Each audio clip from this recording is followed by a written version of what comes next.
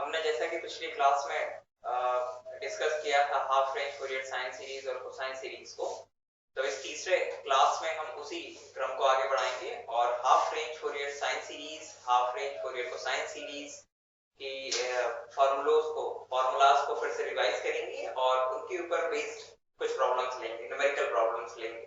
हम लोग ये सीखेंगे कि किसी भी हाफ रेंज फूरियर साइन और कोसाइन सीरीज के प्रॉब्लम को कैसे सॉल्व किया जाता है और कैसे एग्जाम में उन्हें सॉल्व करते समय हमें किन किन बातों का ध्यान रखना चाहिए। तो चलिए आइए जरा हम लोग थोड़ा सा पहले रिवाइज कर लें। हम लोगों ने स्टूडेंट पिछली क्लास में समझा था कि अगर हमें कोई फंक्शन f(x) गिवन हो और एक इंटरवल गिवन हो, तो एक इंटरवल गिवन हो हमें, मान लीजिए इंटरवल 0 to l, और इस 0 to l इंटरवल में हम लोगों को half range Fourier sine series और फूरियर कोसाइन सीरीज बनानी हो, तो उसके लिए हम लोग इन फार्मूलों का इस्तेमाल करते हैं।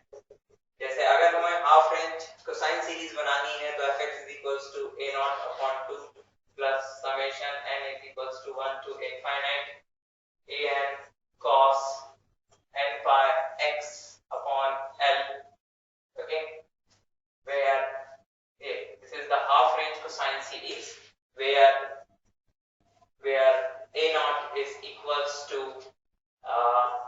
2 upon l 0 to l fx dx and an is equals to 2 upon l 0 to l fx cos n pi x upon l dx। ये है students half range Fourier cosine series.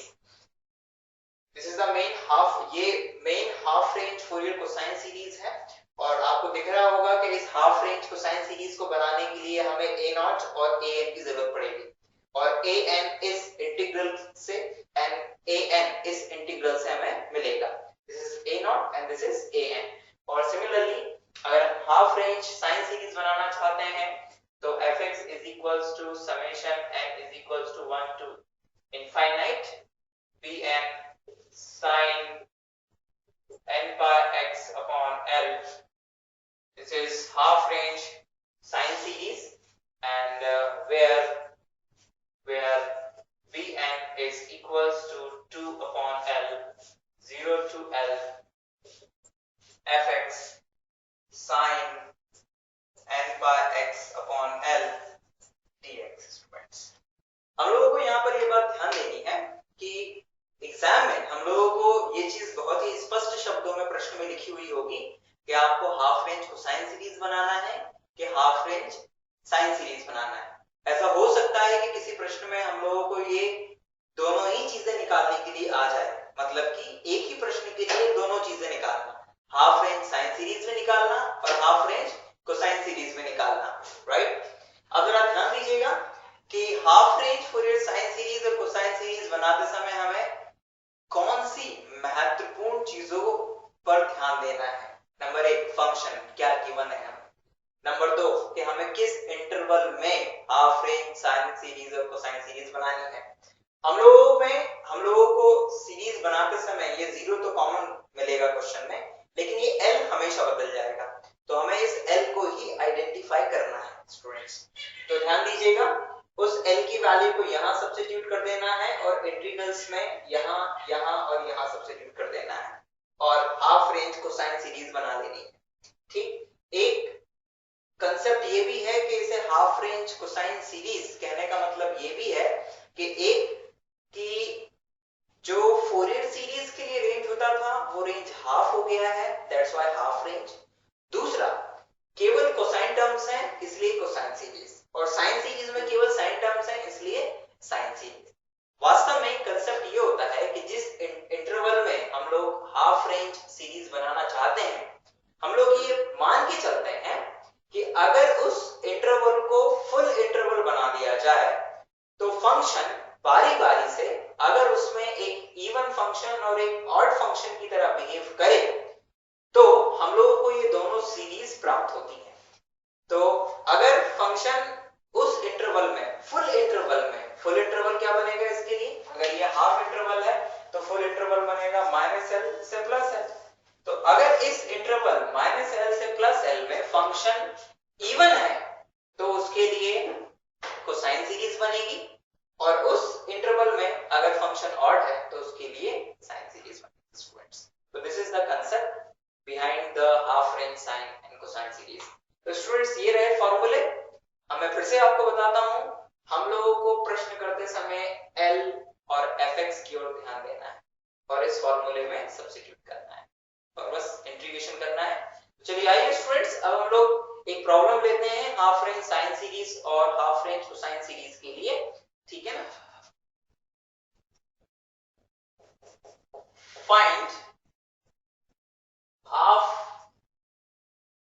range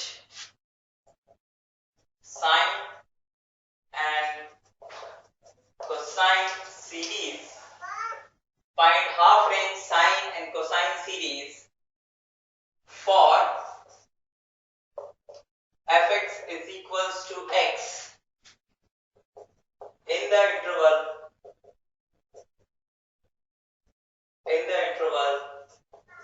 0 to pi students. ये problem है student, और ये कैसा problem है जिसमें हमें हाफ रेंज साइन सीरीज भी बनानी है और हाफ रेंज कोसाइन सीरीज भी बनानी है, और जिस फंक्शन के लिए बनानी है वो फंक्शन है x, और ये फंक्शन, इस फंक्शन के लिए हमें इंटरवल 0 टू पाई में हाफ रेंज साइन सीरीज और हाफ रेंज कोसाइन सीरीज बनानी है। तो चलिए आइए सबसे पहले हम लोग इस प्रश्न में हाफ रेंज साइन सीरीज बनाएं। तो चलिए आइए पहले हम लोग फॉर्मूला लिखेंगे। अब जरा ध्यान दीजिएगा कि जो फॉर्मूला थोड़ी देर पहले हम लोगों ने पढ़ा समझा था, उस फॉर्मूले में यहाँ L और इस पर्टिकुलर क्वेश्चन में L की जगह पाई है। तो जो भी हाफ रेंज साइन सीरीज के लिए फॉर्मूला है उस फॉर्मूले में हमें L की जगह पाई सब्स्टिट्यूट करना है। चलिए आइए तो करते हैं।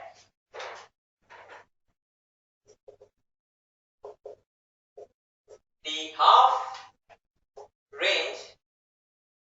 half range Fourier sine series in the interval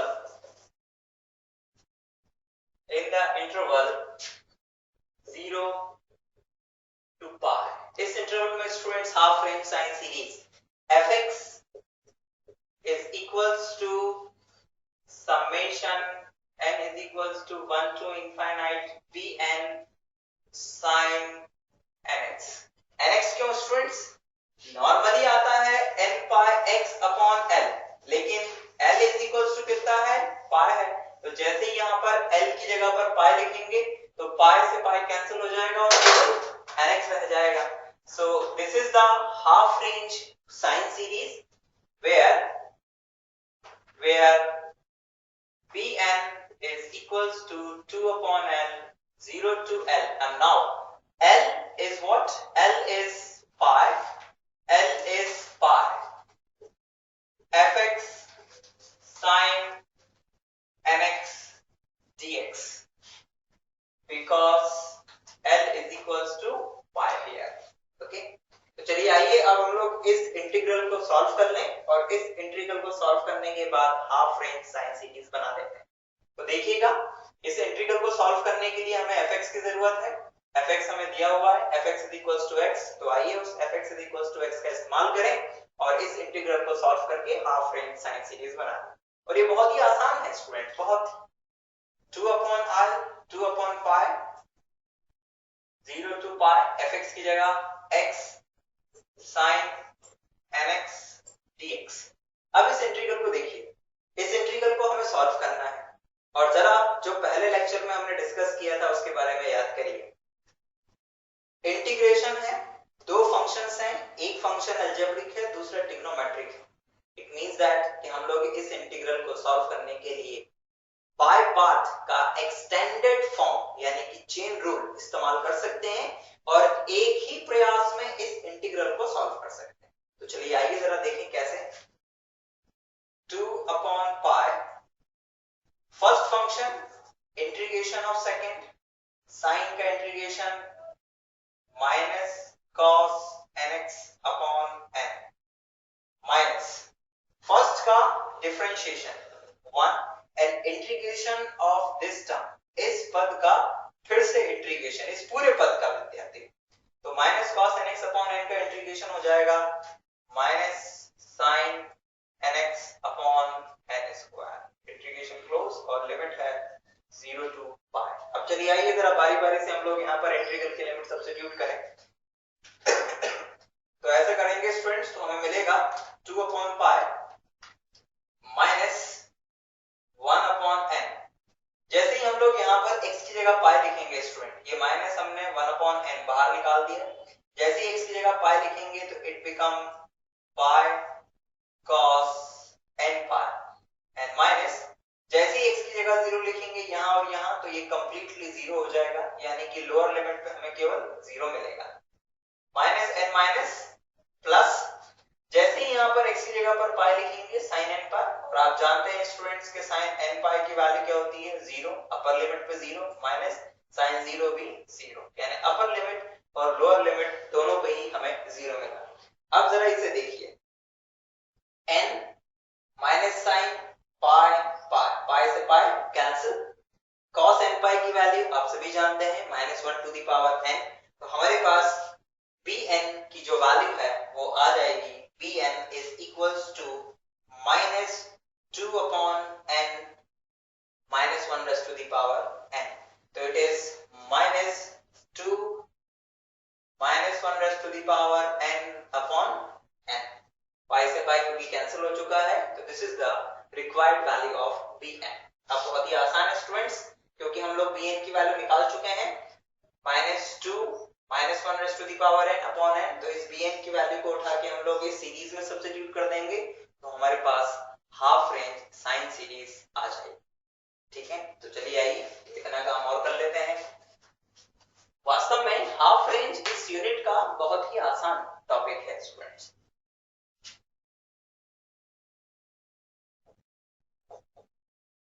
Putting the value of bn into series 1.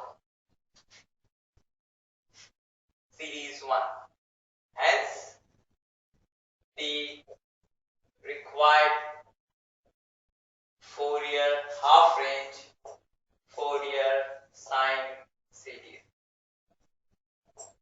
Half range Fourier sine series. Fx is equals to, fx means x is equals to summation n is equals to 1 to infinite bn की value है -2 minus 1 raised to the power n upon n sin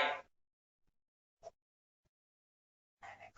So students, this is the required half range sine series, और आपने देखा होगा कि इस half range sine series को निकालने के लिए केवल हमें bn की वैल्यू निकालनी पड़ी, और वो भी एक सिंपल इंटीग्रेशन के बाद में आ गया था।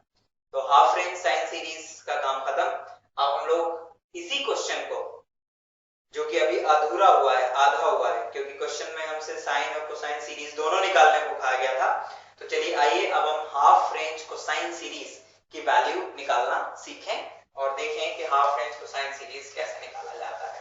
ये क्वेश्चन का एक पार्ट खत्म हुआ है, लेकिन अभी भी इसका एक पार्ट बाकी है।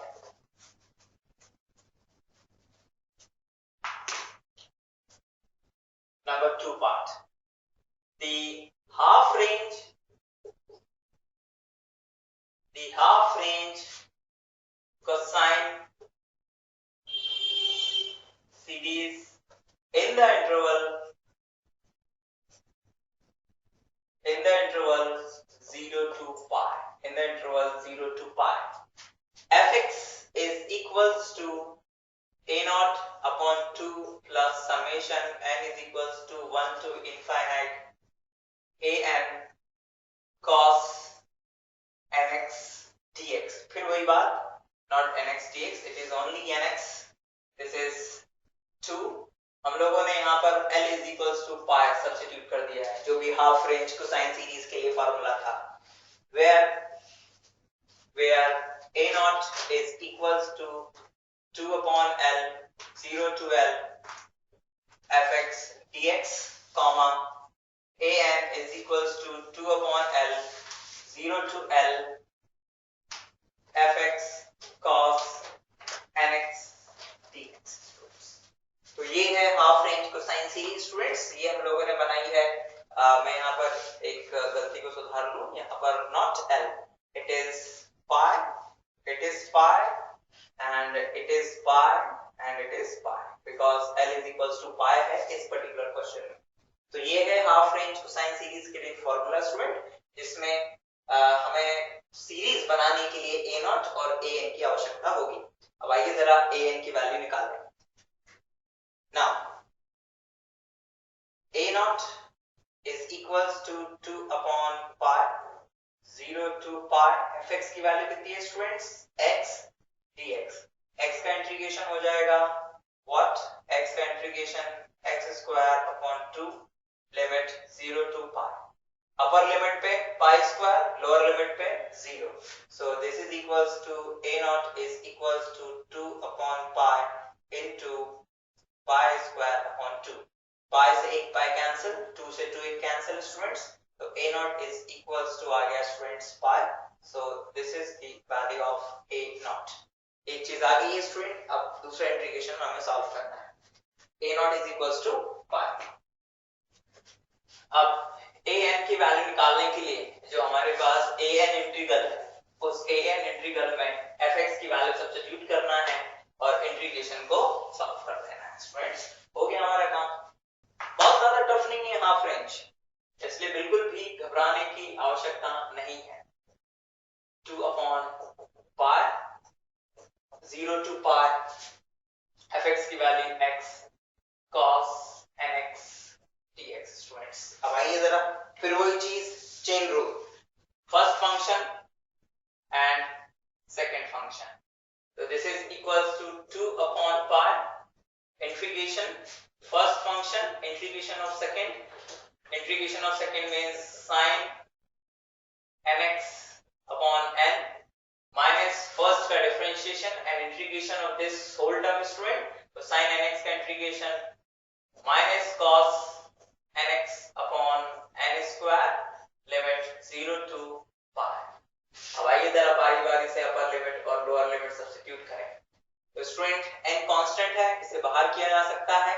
When x is equals to pi, it is pi sin n pi minus, जैसे ही x की जगह 0 लिखोगे it becomes 0, लोअर लिमिट पे 0। हालांकि sin n pi की वैल्यू भी 0 होती है, तो हम चाहे तो यहाँ पर डायरेक्ट 0 लिख सकते हैं। Minus n minus plus 1 upon n square, upper limit जैसे ही x की जगह सब्स्टिट्यूट करेंगे it become cos n pi and minus cos 0, cos 0। ये लोअर लिमिट से स्टूडेंट, x की जगह पाई लिखा student cos n pi and minus, क्योंकि upper limit minus lower limit वाला, ये माइनस वो माइनस है एंड जैसे x की जगह 0 लिखेंगे cos 0। अब आप जानते हैं कि ये जो पहला टर्म है, दिस टर्म, ये तो कंप्लीटली 0, क्योंकि यहाँ पर हमें साइन कुछ भी वैल्यू नहीं देता है, तो it is 0 and it is 1 upon n square. cos n pi की वैल्यू आप सभी जानते हैं, minus 1 raise to the power n and minus cos 0 मतलब 1। This is, and now we have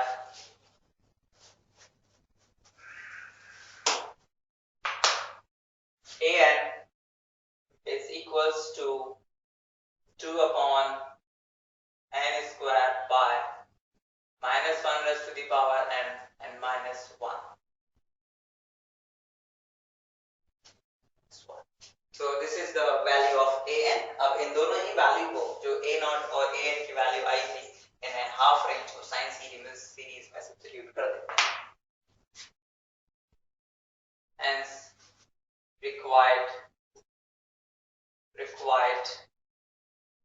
half range cosine series,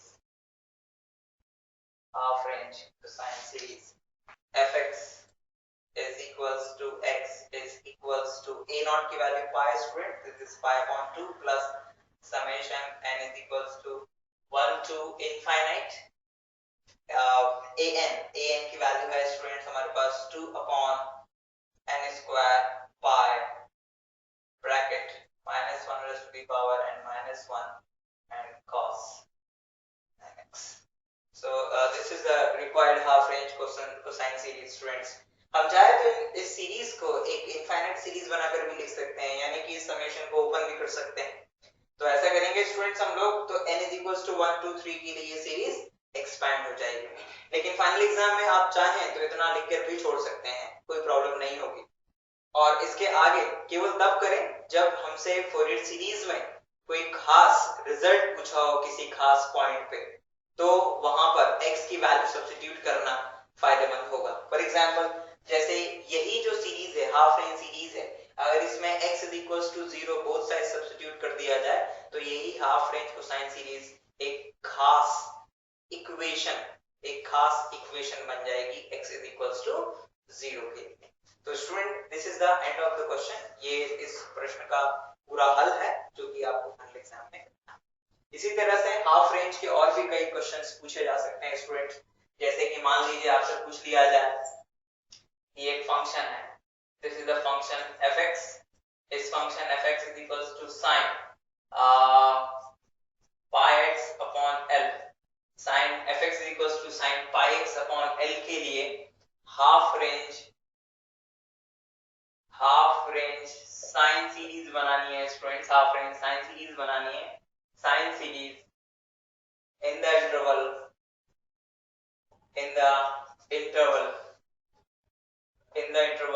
0l। तो students अगर हमें इस इंटरवल में इस फंक्शन के लिए हाफ रेंज साइन सीरीज बनानी है तो बहुत आसान है। हमारे पास फंक्शन fx दिया हुआ है, हमारे पास जो जनरल फार्मूला है उसमें l की जगह l ही दिया है, तो जो भी हाफ रेंज कोसाइन सीरीज का फार्मूला होता है, यानी कि fx = summation n = 1 to infinite bn sin n πx/l, where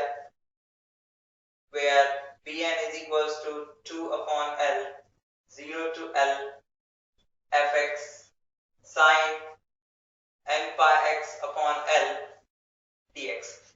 ये जो half range cosine sine series के लिए फार्मूला था, इस फार्मूले में केवल हमें स्टूडेंट यहाँ पर fx की जगह पर sin πx/l सब्स्टिट्यूट कर देना है एंड देन इसके बाद इसे इंटीग्रेट कर देना है और bn की वैल्यू निकालना है। जो भी bn की वैल्यू आएगी वो यहाँ सब्स्टिट्यूट कर देना है, हो गया प्रॉब्लम सॉल्व। और ये इंटीग्रेशन बहुत ही आसान है। जैसे यहाँ पर आप sin की वैल्यू सब्स्टिट्यूट करेंगे तो 2 sin a sin b का फार्मूला लग जाएगा, जिससे कि ये फंक्शन जो कि एक प्रोडक्ट ऑफ टू फंक्शन है सेपरेटली सिंगल फंक्शन यानी कि एक लीनियर फंक्शन में कन्वर्ट हो जाएगा, जिससे कि आप इजीली इंटीग्रेट कर पाए। तो ये है एक और क्वेश्चन जो कि आप एक इंपॉर्टेंट क्वेश्चन है और पूछा जा सकता है। हमारा उद्देश्य यहाँ पर आपको ये बताने का था कि हाफ रेंज कोसाइन सीरीज और साइन सीरीज के प्रश्नों को हल करते समय किन किन बातों को ध्यान में रखना है और किन किन स्टेप्स में सॉल्यूशन निकालना है। तो मैं फिर से रिपीट करता हूं, सबसे पहले फंक्शन क्या दिया हुआ है, किस इंटरवल में हाफ रेंज साइन सीरीज या कोसाइन सीरीज बनानी है, और फिर उसके बाद उस इंटरवल और उस फंक्शन की मदद से इन दोनों ही चीजों को हाफ रेंज साइन सीरीज और कोसाइन सीरीज के फार्मूले में फिट करना एंड देन उसके बाद इंटीग्रेशन। क्वेश्चन खत्म, बहुत आसान है, कोई बड़ी बात नहीं। ज्यादा से ज्यादा प्रश्नों को किताब की मदद से हल कीजिए, ठीक है ना। और किसी भी तरह की परेशानी आती है तो आप हमसे डायरेक्ट फोन पे या फिर मेल के द्वारा पूछ सकते हैं, ठीक है। स्टूडेंट्स अब इसके बाद में हम लोग एक नया टॉपिक शुरू करने जा रहे हैं और जिसका की नाम है फोरियर ट्रांसफॉर्म, ठीक है। फोरियर ट्रांसफॉर्म में हम लोग 3 ट्रांसफॉर्म्स पढ़ेंगे। Number 1 Fourier transform, general Fourier transform, then इसके बाद फोरियर साइन ट्रांसफॉर्म और then finally Fourier cosine transform. तो यूनिट नंबर 1 को खत्म करने के लिए इन 3 टॉपिक्स को और हमें पढ़ना है। तो चलिए आइए आज हम लोग उसी कड़ी में इन तीनों के लिए देखें कि ये ट्रांसफॉर्म्स होते क्या हैं और किसी भी फंक्शन के लिए Fourier transform, Fourier sine transform और फोरियर कोसाइन ट्रांसफॉर्म कैसे बनाए जाते हैं। तो चलिए आइए शुरू करते हैं फोरियर ट्रांसफॉर्म।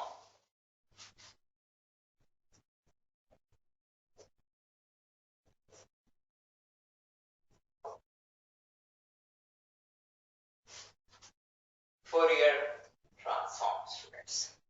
मान लीजिए कि हमें एक फंक्शन दिया हुआ है, late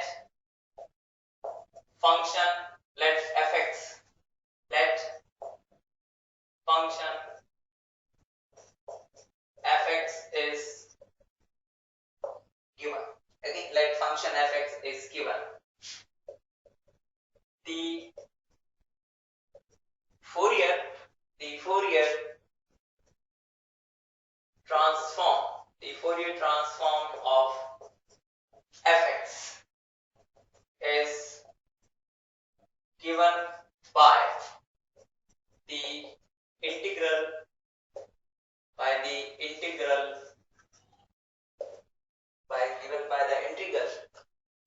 sorry, this is not given by the integral. The Fourier transform of fx is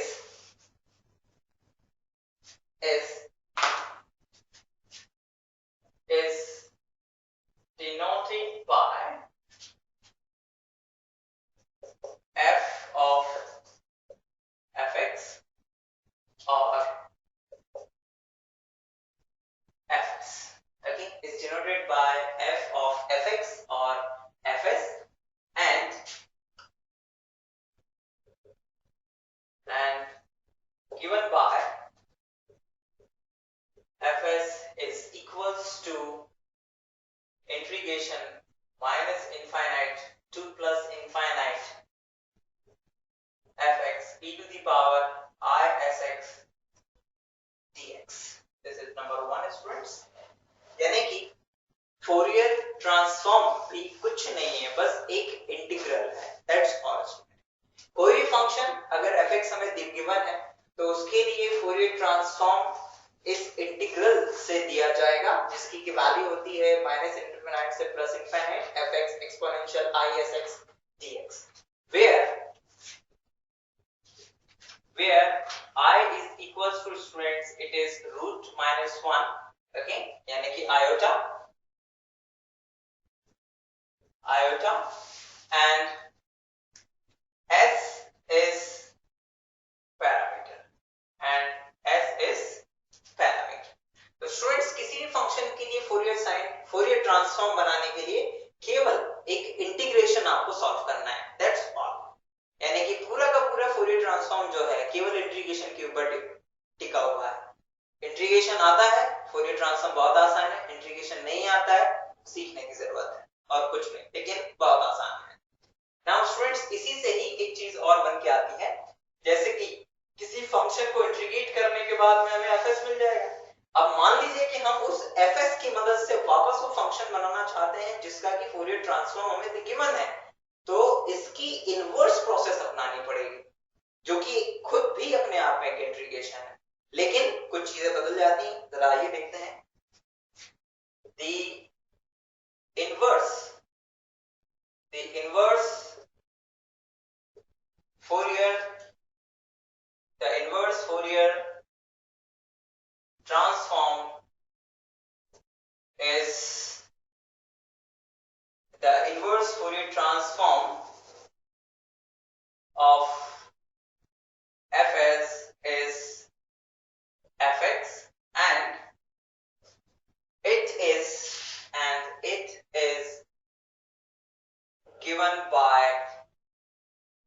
fx। I repeat students, हमने फोरियर ट्रांसफॉर्म किया fx का तो fs आया, अब इनवर्स फोरियर ट्रांसफॉर्म कर रहे हैं तो fx वापस आ जाएगा and fx is equals to 1 upon 2 pi integration minus infinite to plus infinite f s e to the power minus I sx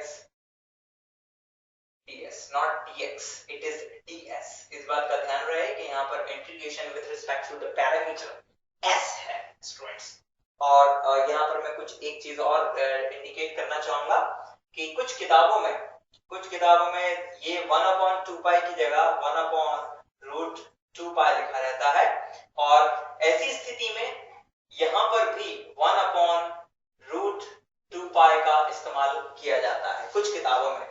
DC Agarwal, H के दास में हो सकता है कि इस तरह के नोटेशंस का इस्तेमाल किया गया हो, लेकिन हम यहाँ पर उन सिंबल्स या उन डेफिनेशन का इस्तेमाल ना करते हुए बीएस ग्रेवाल के कंसेप्ट को लेके आगे चल रहे हैं स्टूडेंट्स।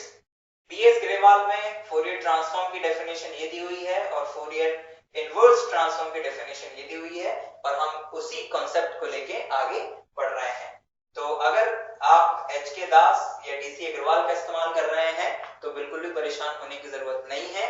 दोनों ही स्थितियों में, चाहे आप ग्रेवाल के कंसेप्ट से क्वेश्चन करें, चाहे डीसी अग्रवाल या एच के दास से करें, आप लोगों को जो भी रिजल्ट्स मिलेंगे, हालांकि वो दिखने में अलग अलग होंगे, लेकिन आपको उसके पूरे फुल मार्क्स मिलेंगे। इसलिए बिल्कुल भी परेशान होने की जरूरत नहीं है। आप जिस भी बुक से पढ़ रहे हो कोई फर्क नहीं पड़ता है, डोंट वरी अबाउट दैट। ठीक है स्टूडेंट्स, तो किसी भी फंक्शन fx के फोरियर ट्रांसफॉर्म को fs से रिप्रेजेंट किया जाता है एंड दिस, और जिसे रिप्रेजेंट किया जाता है जो कि एक इंटीग्रेशन होता है जिसकी की value minus infinite to plus infinite fx e to the power isx dx होती है। और इस प्रोसेस के बाद हमारा जो फंक्शन fx है एक खास फंक्शन fs में तब्दील हो जाता है जिसमें कि s एक पैरामीटर होता है, यानी कि एक वेरिएबल की तरह काम करता है। ठीक है, लेकिन अगर हम फंक्शन को वापस प्राप्त करना चाहें तो हमें इसकी इनवर्स प्रोसेस लगानी पड़ेगी, यानी कि इनवर्स फोरियर ट्रांसफॉर्म प्रोसेस लगानी पड़ेगी जिसकी की मदद से हम fx निकाल सकते हैं। और उस fx को निकालने के लिए हमें जरूरत पड़ेगी fs यानी कि फोरियर ट्रांसफॉर्म की। तो students, inverse Fourier transform fx is equals to 1/2 pi integration minus infinite to plus infinite fs e to the power minus isx ds, जहां पर कि ये क्या है, this is the Fourier transform of fx, this is the Fourier transform of fx। तो this is the Fourier transform students. अब हम Fourier sin transform और Fourier cosine transform की डेफिनेशन और देख लें और फिर इन तीनों ही टॉपिक्स के ऊपर बारी-बारी से न्यूमेरिकल प्रॉब्लम्स हल करेंगे। Fourier sin Fourier sin transform students. तो जरा ध्यान दीजिएगा कि Fourier sin transform क्या है। बिल्कुल सेम है, जैसा कि नाम से पता चल रहा है sin transform, तो it is includes sin function, okay, that's why इसे Fourier sin transform कहा जाता है। जिस तरह से Fourier transform में kernel e to the power isx use हो रहा था फंक्शन fx के साथ में प्रोडक्ट में, उसी तरह ही यहाँ पर sin और cos बारी-बारी से इस्तेमाल होंगे। Kernel in the place of e to the power isx, that's why it is called sin transform and the sin transform। तो Fourier sin transform स्टूडेंट्स देखिए जरा, the Fourier sin transform, the Fourier sin transform of function fx is denoted by fs, that's all। s means sin, fs or fs fx and given by fs is equals to 0 to infinite fx sin sx dx। So this is the Fourier sin transform, जहां पर s again a parameter है, s is parameter and Fourier sin transform is an integral। और similarly students, अगर हम inverse Fourier sin transform की बात करें, यानी कि फंक्शन को वापस प्राप्त करने की जो प्रोसेस है वो inverse Fourier sin transform is defined as fx is equals to 2 upon pi integration 0 to infinite fs sin sx ds। मैं यहाँ पर वो बात फिर से रिपीट करना चाहूंगा स्टूडेंट जो मैंने अभी थोड़ी देर पहले किया था कि अगर आप बीएस ग्रेवाल पढ़ रहे हैं तो आपको ये मिलेगा, लेकिन अगर आप बीएस ग्रेवाल नहीं पढ़ रहे हैं तो आपको इनवर्स फोरियर साइन ट्रांसफॉर्म में √2/π और फोरियर साइन ट्रांसफॉर्म में अगेन √2/π मिलेगा। लेकिन फिर वही बात, परेशान होने की जरूरत नहीं है। आपके आंसर के चेंज होने से आपके मार्क्स के ऊपर कोई असर नहीं पड़ेगा, ठीक है ना? Okay, so this is the Fourier sine transform of the function fx fss, और उसी का अगर इनवर्स प्रोसेस से फंक्शन बनाना हो वापस, तो it is given by the integration 2/π 0 to infinite fs sin sx dx। यानी कि एक फंक्शन से फोरियर साइन ट्रांसफॉर्म बनाना और फिर फोरियर साइन ट्रांसफॉर्म से वापस फंक्शन को निकाल लेना, और इन दोनों ही प्रोसेस में केवल इंटीग्रेशन का इस्तेमाल। ट्रांसफॉर्म कर रहे हैं तो इंटीग्रेशन x के रिस्पेक्ट में, और इनवर्स ट्रांसफॉर्म कर रहे हैं तो इंटीग्रेशन s पैरामीटर के रिस्पेक्ट में। आइए, ये तो हुआ फोरियर साइन ट्रांसफॉर्म। अब कोसाइन भी ले लेते हैं। फोरियर कोसाइन ट्रांसफॉर्म बहुत आसान है। आप लोग, मुझे पता है कि आप लोग समझ गए हैं कि जैसे सर वहां पर साइन था, अब यहाँ पर कोसाइन हो जाएगा। तो मैं यही कहूंगा कि you are very clever, okay, and very intelligent. Now again, the Fourier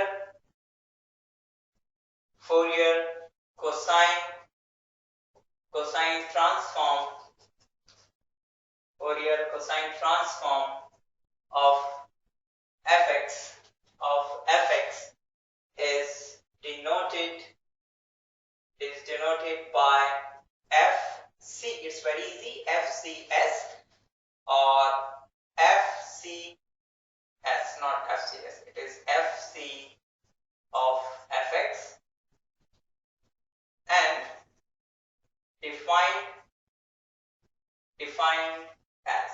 defined as fcs